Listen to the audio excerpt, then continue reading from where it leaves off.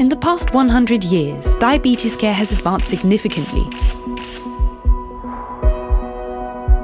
And it all started in 1921 when a team of researchers in Toronto made a life-saving discovery.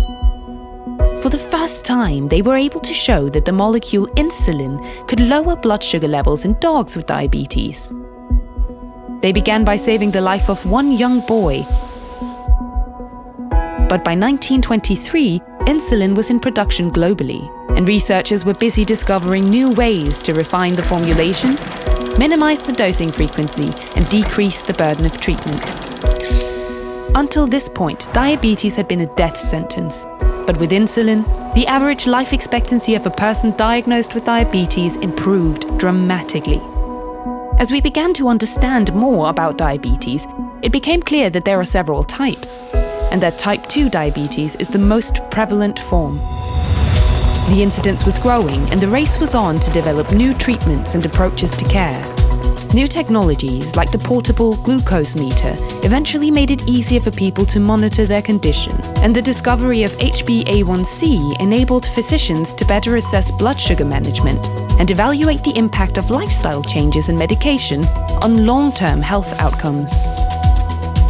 The 1980s saw the development of human insulin, which was highly purified and could be produced in unlimited quantities, as well as the launch of the first insulin pumps and insulin pens, which improved quality of life and gave people a discreet and precise means of self-administering the right dose of insulin when needed.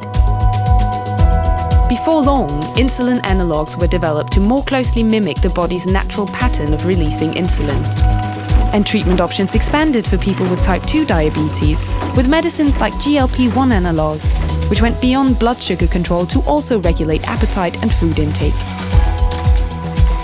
In recent years, a new generation of insulins arrived to reduce the daily burden of care by offering even greater flexibility and by helping people avoid low blood sugar levels and reduce the risk of weight gain.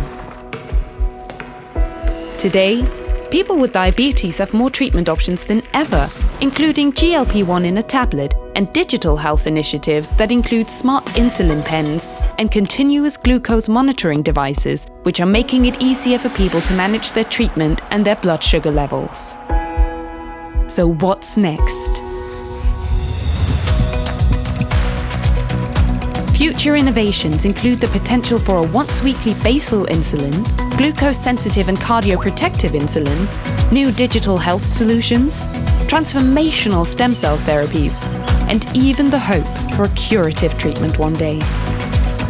At Novonordisk, we are committed to addressing the challenges of diabetes as we continue to drive change in the next 100 years.